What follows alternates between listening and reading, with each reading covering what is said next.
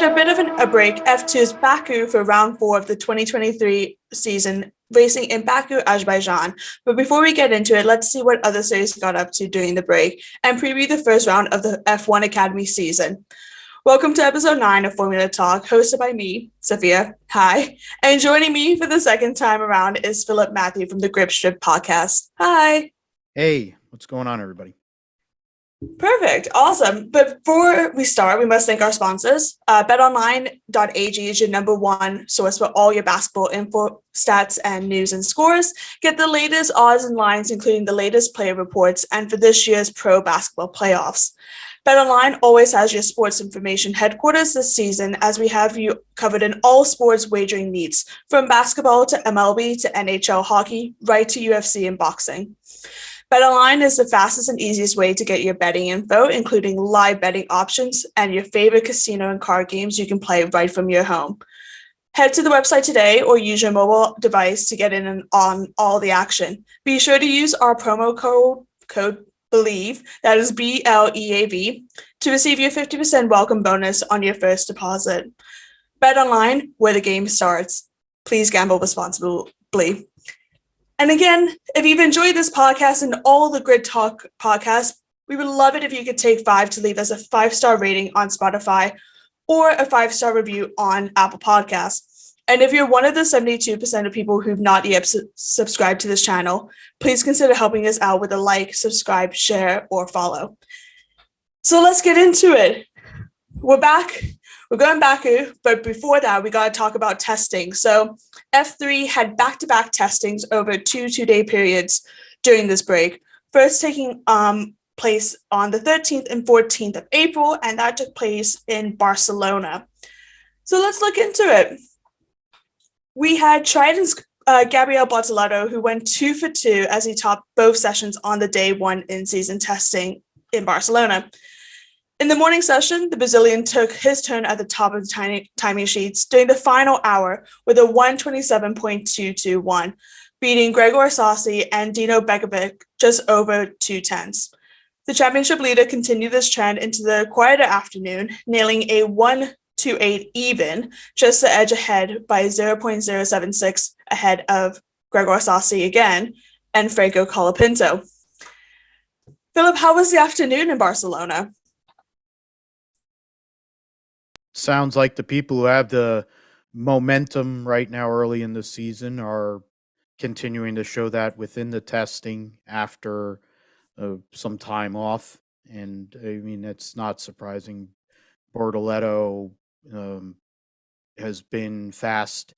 He's one of the faster drivers so far, Colapinto, etc. I mean, Bortoleto has a 20-point lead, and Sassi is the next driver behind him. Beganovic is third, so those guys are all up there. Marti is in the top 5 in points, so it's not really all that surprising that they're all showing pace. They're going to be running there in a few weeks' time, about 2-3 weeks' time. So it's a good, worthwhile test. You need to get some data to lead into what will be a very busy stretch. Basically 3 weeks in a row, they'll be racing at Imola, Monaco, and Barcelona before they take another bit of a break between Barcelona and Austria. Definitely. So go ahead. Sorry, I mean, these rookies are absolutely killing it. We didn't expect it to be that much of. We thought Gregor Sassi was kind of going to go through it completely, and even Gabriel Mini as well is doing quite well with podiums and some wins as well. So definitely something to look out for 100%. Yep. I mean, it's this year there's a wide open field, honestly, in F3. A lot of the guys graduated to F2 or went to sports cars or Indy cars. So now it's an opportunity here. So I think that's what this speaks to. 100%. Looking at the afternoon of Barcelona, Gabriel Mini was first to cap off the first in-season test in style, posting a 1:26.319 during qualifying simulations in day 2's morning practice to claim the quickest time of the F3 trip to Barcelona. The Italian racer narrowly edged ahead of Taylor Barnard, who's actually been quite quiet in this season so far. Not really done much so far. No podiums, no fastest laps, or even points, I believe. But he just beat Taylor Barnard by 0.03 seconds. While Gregor Saucy again is continuing his strong form to finish third in the session inside the top three. The long run focus afternoon saw Gabriele Bortoleto again pretty much claiming top spot just over the half an hour mark and didn't relinquish it. He was able to edge out Barnard and also his Trident teammate, who is the Euro Formula champion of 2022, Oliver Goethe. So absolutely crazy Barcelona. And then it just didn't stop because a couple days later, 4 days later, they've had to fly to Imola. And again, it's very interesting that they've done 2 back-to-back in-season testing so quickly in the season. They've only had 2 races this entire round. Obviously, there's only 7 in the season, but even still, you would think they would do it probably more in the summer break, whether it's after the triple header or even just closer to the triple header. What do you think, Phil? I think because of the probably having to put the teams, they have to take time off, kind of like Formula One does. I think maybe that's part of why they're getting all this testing out of the way. Of course, they have a more condensed schedule.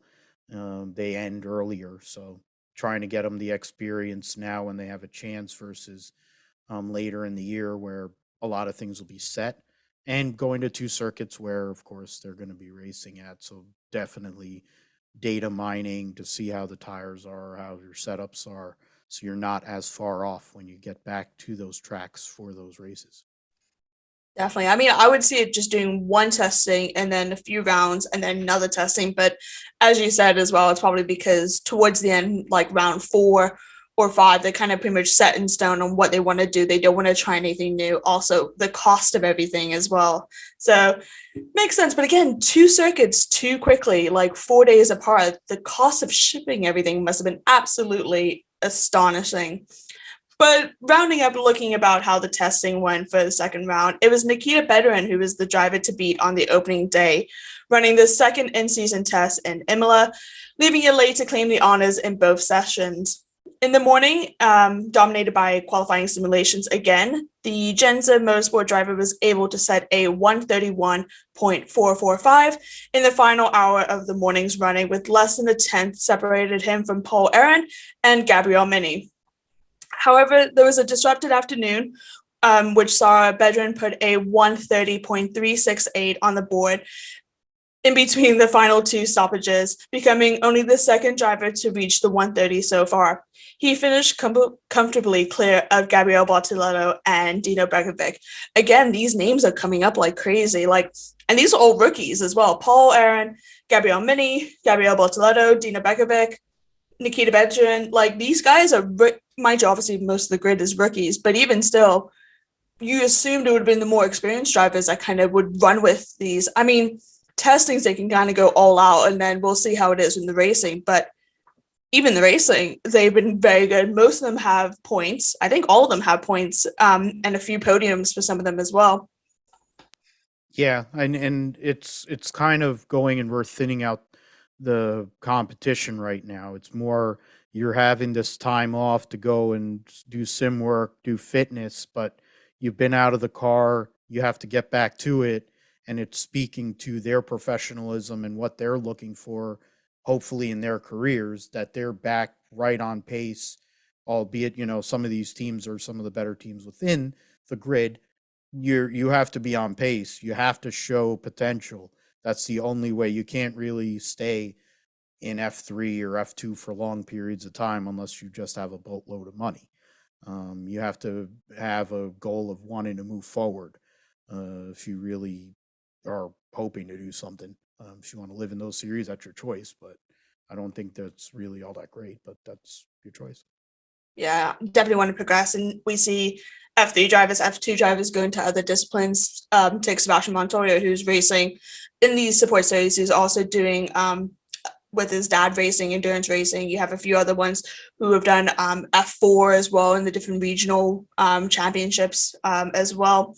But in the afternoon, it was two different drivers that took the top times. In the morning session, it was Gabriel Bartoletto again, pretty much topping the timing sheets with a 1:30.312 ahead of Nikita Veteran and also Franco Colapinto, who didn't have the best running in Australia the previous time. And you can just listen to that in our review from the previous episode of Formula Talk.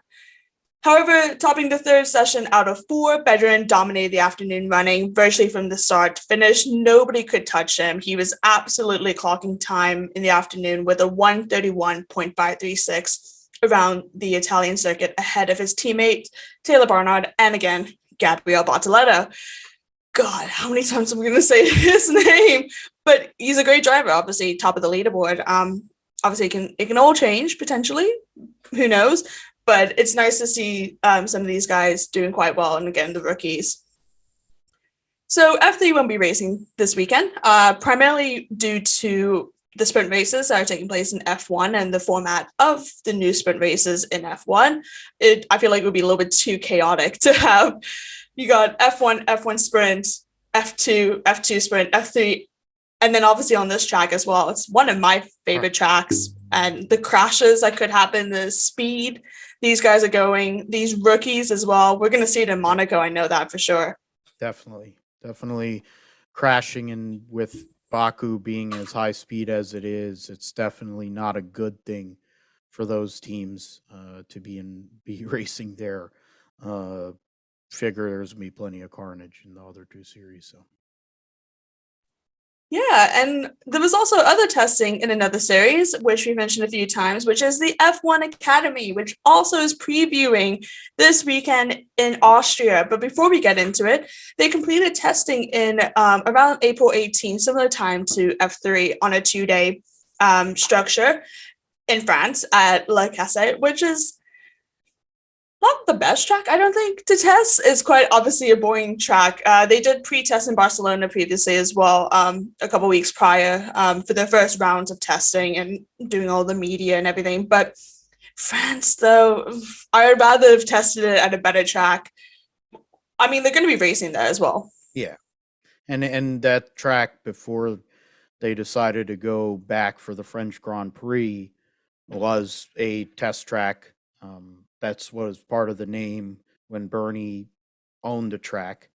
Hence, probably why they have all those psychedelic colors for their runoff areas, to make people want to have fits when they're watching races there. Because not only is it boring, then you're going to have health issues because you're staring at all those colors. But for the ladies out there, there's like 86 different for racing, whatever different ways you can run that circuit. So they probably ran a shorter version, and to limit the amount of miles they're putting on the vehicles, also kind of get used to things. But if they are running the full circuit like they're going to run in F1, it's got to be a lot to take in.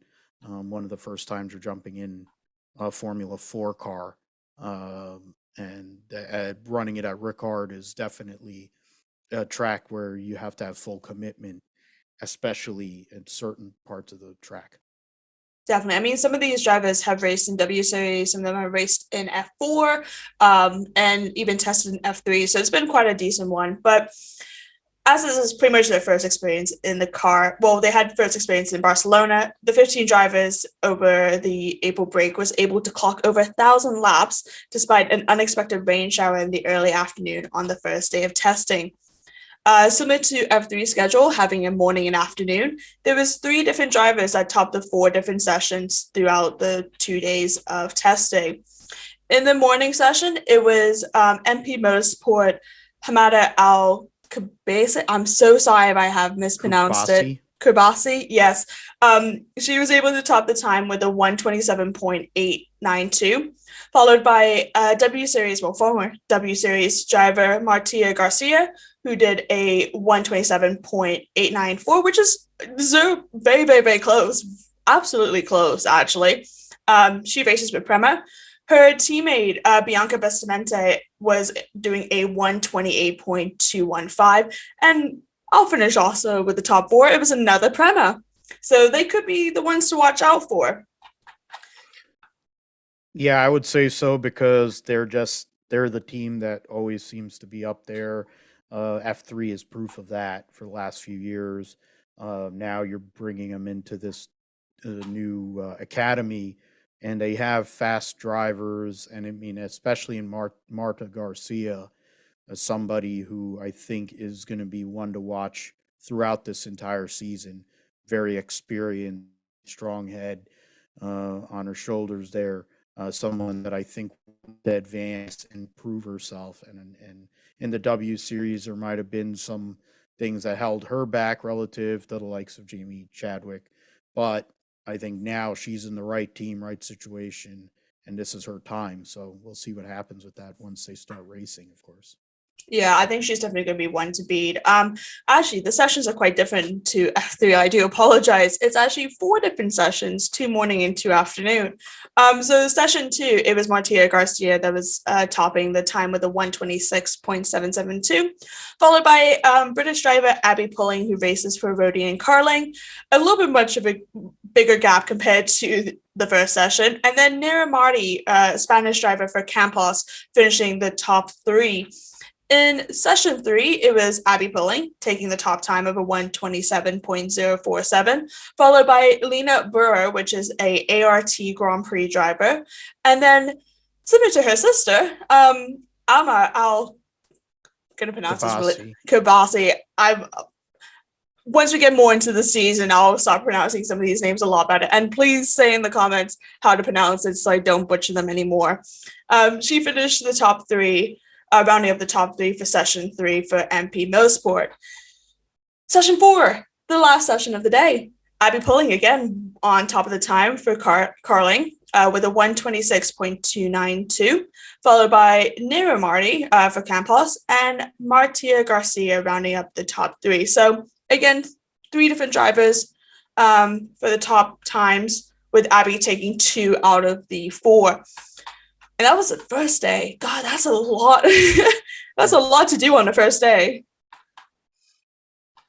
I guess they want to get everything done in one shot. So they're going and doing their sessions. They run an hour session or an hour and a half. They take time off, reset, do another one. I mean, I haven't heard that going on in a while or in general for a lot of these series, but I guess it's part of their plan to get everything done in one day, and you're able to run at different times of the day so you get different reads on the track. So I think that might be part of the thinking there.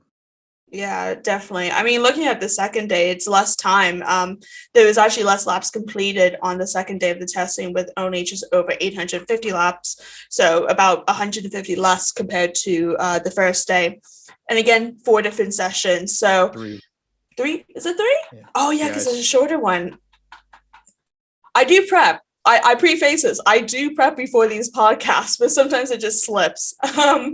No, don't worry about it. As somebody who does his own podcast and has a whole entire section where he has to go and talk about stuff, and I go on and find out live that they don't have things updated, it happens to everyone. So no worries. Oh, thanks.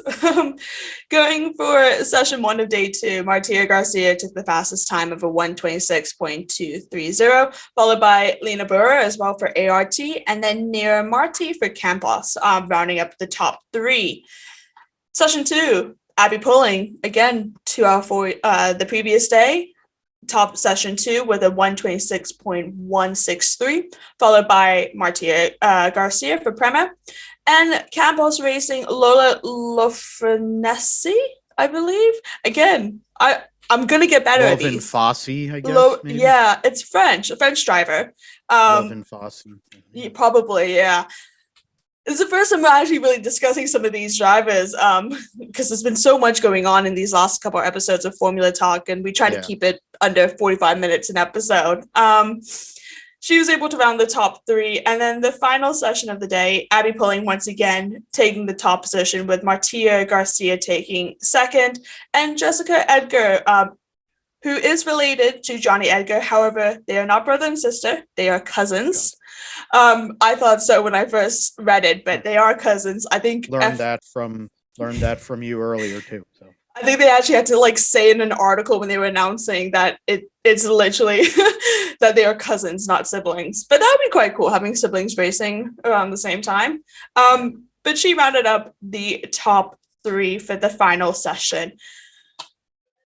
Let's preview Spielberg, Austria. They are racing this weekend. And if you were a little bit unsure on how the structure is, you can actually go to one of our earlier episodes of Formula Talk. I believe it's episode 2 or 3, which discusses the structure of how the races are and how the points go, because it is 2 free practices, 2 sets of qualifying, 3 different races. Mad. And all the racing is Saturday, but all the free practices and all the qualifyings take place on the Friday. So they actually don't race on Sunday. So you can watch Baku instead, and you can watch the F2 racing and F1. Yeah. But, oh yeah, so they follow the same track as F1. So it's 4.38 kilometers. There is no fastest lap yet. And obviously, because it's the first time they are racing. Times, oh god, very similar to how it is when it's F2 and F3, which is very early. The first free practice takes around 7:15, and that's a 40-minute session, followed by free practice 2, which takes place around 9:40, and again, that is another 40-minute session. Qualifying again on the Friday takes place around 2:10, and that's only a 15-minute session. Interesting. Try to have 15 drivers in 15 minutes. Let's hope there's no crashes. Got to go and maximize. You got to get out early, get a lap on the board, and get back into the pits. And the fact is, with Austria, that circuit's one of the shortest circuits that they're going to race at anyway.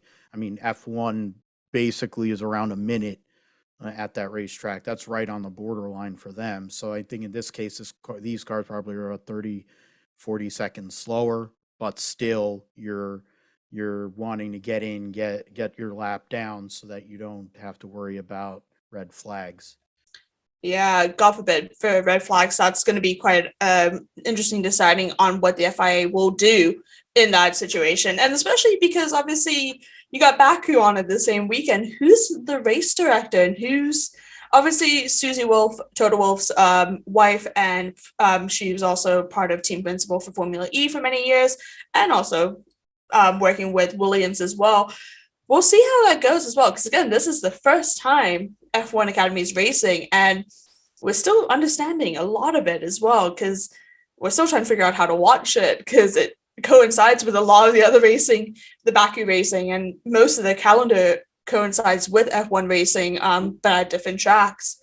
But I mean, the 3 races that take place on Saturday, you have one that starts around 9:45, and that is a 30-minute race, followed by a couple hours later at 1:05, which is a 20-minute race.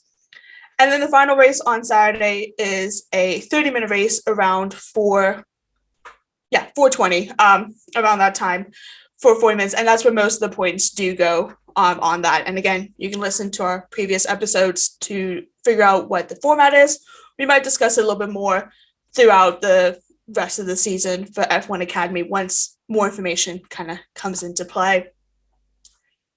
But the main part of this show, we are previewing Baku round 4 for Formula 2. It is my favorite track. I want to go at some point. I've been trying to go for the last 2 years. It's going to be crazy. And how it is from previous years, it shows absolute carnage sometimes. But let's go over a little bit of the stats. First, started racing since the beginning, so 2017. It is just over 6 kilometers. The sprint race will be 21 laps, and the feature race will be 29 laps. The fastest time was actually F1 driver Charles Leclerc back in 2017 with Prema with a 1:52.129. Now, pulling up the reports, because I remember some of these crashes. I remember some of these flags as well, because they even had to delay F1 for a few times because of some of the damages that kind of took place. Let's see. Yes. So, like Lord Mahavir when he had his issues. Yeah, that one is one that'll always be in history books for everybody. Oh, definitely. I mean, iconic. But yeah, Frederick Vesey actually took his maiden win, the Mercedes junior development driver, after it was a final lap shootout. Now, God, so many of these. It was pretty much, like I said, a final lap shootout. And to be fair, he started quite far down on the qualifying. I think he was actually, where was he? Yeah, he was P9. So to go from P9 to P1, absolutely crazy. Joining him on the podium, it was Jehan Daruvla and followed by Liam Larson. So obviously Liam Larson's doing quite well in Super Formula, which we'll discuss in one episode at some point when we have time, when there's a bit of a break. But Vesey and Daruvla, like, they have good chances with how things are going so far. Obviously, Vesey's now with Prema. Daruvla is now with MP Motorsport, who won last season. So it's going to be interesting this sprint. 21 laps. What's your thoughts on? Get through it. That's the first thing. Get through turn one. First of all, don't send it and forget it or whatever. I'm trying to remember the saying, one of the full send. The full send postage stamp, whatever, one of the Martin Brundleisms, but just keeping your car clean in the sprint is going to be as much or more to do with how your weekend's going to go. For the more experienced drivers at this racetrack, it is an opportunity to get good track position in terms of their for the feature. And the fact is that feature race is going to mean that's where it comes. That's where the points are. This sprint race, you're giving away the same kind of points as they did in the less amount of points. You're not trying to race go all out. It does make a difference in terms of I think they shift the top 10 so you want to finish in the top 10. You want to finish. So there are guys that are in there that want to probably put their best foot forward. I mean, Pocher didn't have a great weekend at Baku last year. Lawson, as you said, did finish on the podium in the sprint. Drogovic got points in both races. Logan Sargent finished second. Now Formula One driver Logan Sargent. Daruvla scored in both races, and Dennis Hauger won the feature. So I mean, there's a lot of it's a lot of minefields that you're trying to avoid. All those walls. Iwasa being the points leader, wanting to keep on with that and make sure that he can build on that to go improve himself. You have a few weeks between that race and Imola. You want to put yourself in the right position leading into that. Iwasa has only had one non-point score so far in the 6 total races. Pocher has been inconsistent, but when he's there, when he finishes, he's good. Vesey has started to pick himself up here in the last couple of rounds. And so those 3 guys, you got to watch them. As you mentioned, Daruvla also is a veteran driver, and with the team that had Felipe Drogovic last year. So a fast car, fast team. Can he get that win and get himself back into the mix? Because it's very early in the season. Nothing really it's not like F3 where it's very condensed. In F2, you have a lot of time, but you have to be consistent. And it proved that way with Felipe Drogovic last year. Yeah, and also Daruvla is one of the lucky ones because he's also participating today as we are recording today on Monday the 24th. He's one of the few drivers that are taking place in Formula E testing, in the rookie testing. So he's able to get into the car a bit more, and so it's not as big of a gap from the break. But as you mentioned, Dennis Hauger won the feature race last year and actually went down to time because of the amount of crashes, which doesn't happen as often. But with Baku, anything could happen. You just need to make sure that you are clean. Don't get your elbows out because those walls are very narrow, especially going into the castle. Coming in second was Logan Sargent. Obviously, he won't be racing in F2 anymore because he now races in F1. Who knows? He might actually get a podium in F1. No, maybe points. Maybe points if we're lucky.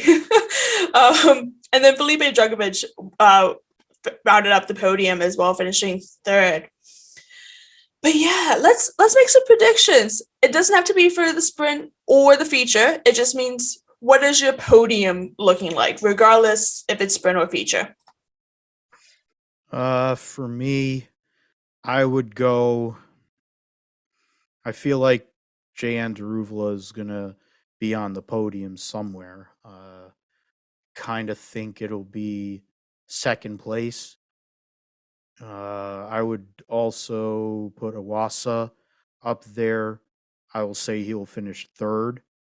And I will pick Teo Pocher, who wildly inconsistent, but probably the fastest guy on the grid. If he's there, he runs well. So if he's there, he's going to win. So I feel like he'll be the winner, at least in one of the races. I think those three guys are pretty strong candidates to get podiums this weekend. How about you, Sophia? Yeah, I mean, I agree with Teo Pocher. He is very fast. I feel like he's going to do quite well in qualifying. And obviously in F2, you get points for qualifying. So that does help in the standings because he is currently 8 points behind Owasa currently in the standings. So I do think Teo Pocher, I think he might take P2. I think Dennis Hauger might claim a win, another win in F2, like what he did last year. I think he will take P1. And as always in my predictions, I always say his name because I am a big fan, and he was one of the other drivers taking place in the FE rookie testing. So he's had a bit of experience in the car during this long break, and that is Zay Maloney. But again, I'm a big fan of him.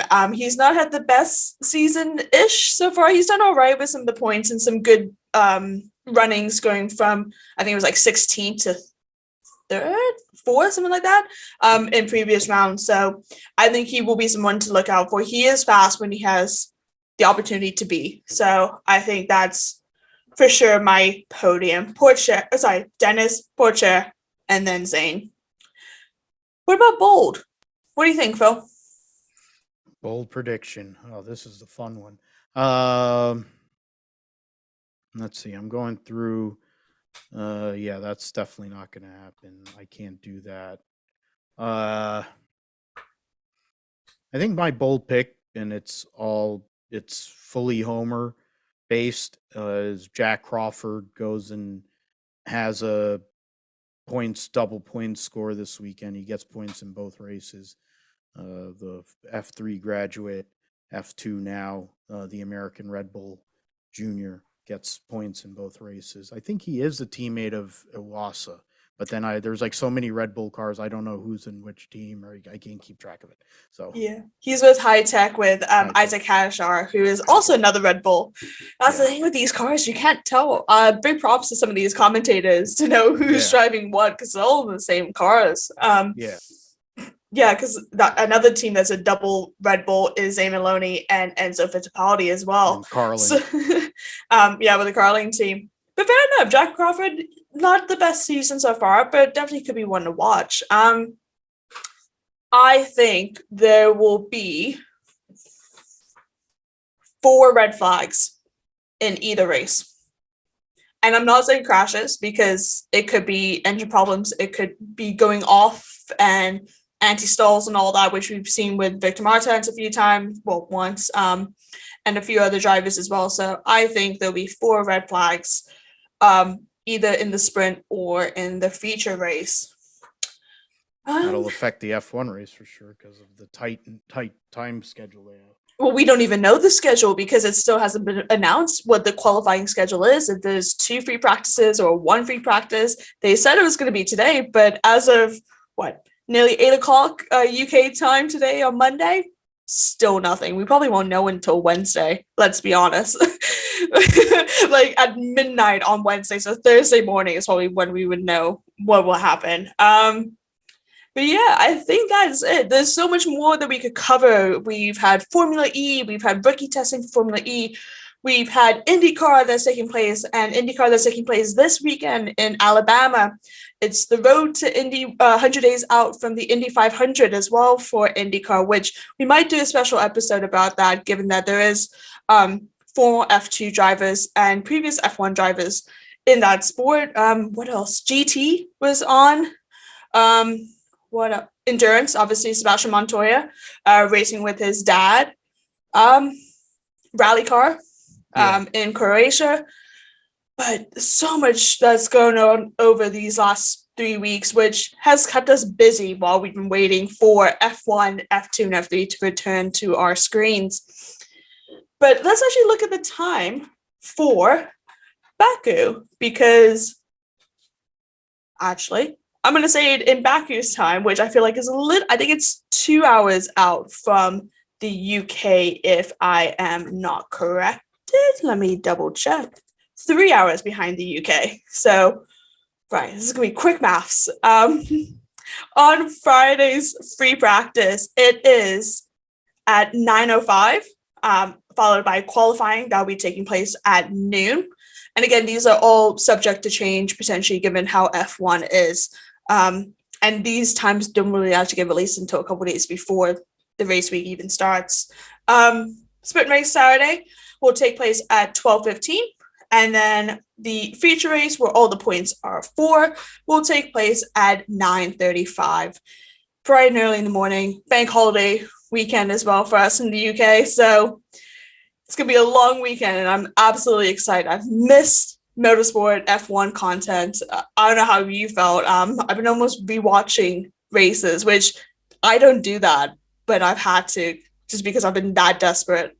Yeah, with the schedule we have over here with certain series, I've been busy with that, but then also, IndyCar now is going to get on a roll here leading into Indianapolis 500 time, and of course running at Barber this weekend. So trying to stay busy with that. There's plenty of series. So as much as I do feel that pain, I did feel that pain too about no Formula One, but I think I feel for the people that work on these teams that don't get a lot of time off, it was a necessary thing, because Stefano Domenicali, I think, wants them to run 36 races like NASCAR, because he's nuts. They shouldn't do that. I think 20 races is probably the best idea, but they can't commit to that because of all the different countries that want to be involved. And so I think they're just going to keep on adding, and it's going to be at the expense of the teams and some of these drivers, even, to be fair. Definitely. We can cut off another 1 or 2 American races. That doesn't hurt my feelings. They should race at COTA, and that should be it. It's the U.S. Grand Prix. The Vegas thing is going to be a joke. Going to drive in a parking lot in Miami is ridiculous. They could have ran on the Biscayne Boulevard or whatever they had for years. It would have been hard to make it FIA Grade 1, but the fact is Monaco is not Grade 1. It never has been and never will be. But I would, at the end of the day, we have all these tracks in the Emirates, and that's why I guess oversaturation of Emirates tracks. I guess we're going to have oversaturation of American tracks too, and unfortunately be at the expense of the European strongholds, the classics that many of us fans love. And that's what I'm worried about as much as anything. No, definitely 100% agree. We'll see how, obviously there's discussions of calendars talking about the next season already, and it's absolutely mental. I hope that F2 and F3 can still have decent amount. To be fair, I would love F3 to have not as much as F2, but close enough. And also race not just, obviously most of it is in Europe.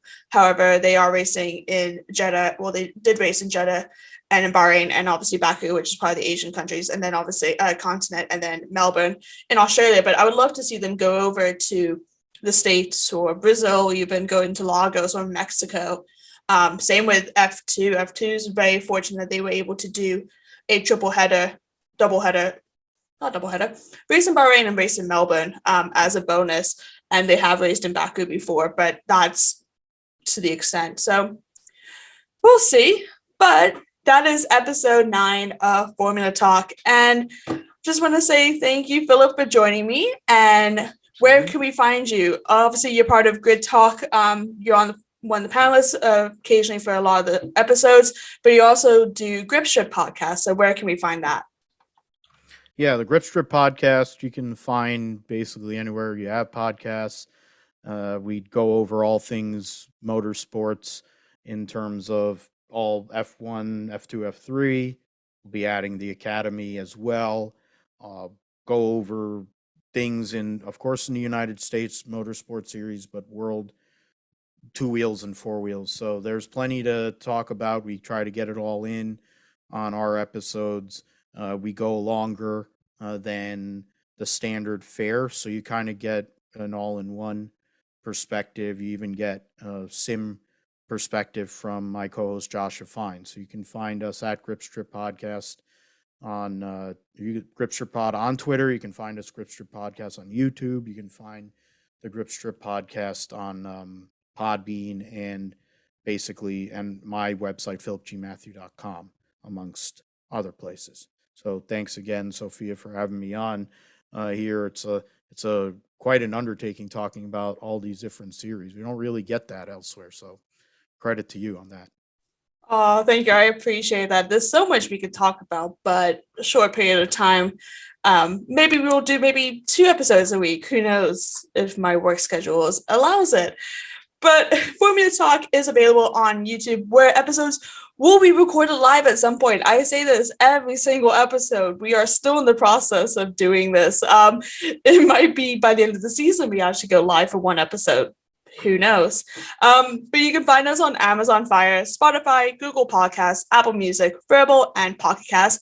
Just search Formula One Grid Talk to find our back catalog and also our Formula Talk shows for previews and reactions to qualifying and race results and discussing everything other than F1 motorsport. Please consider supporting us on the channel on Patreon so we can get mics, lights, and better recording equipment.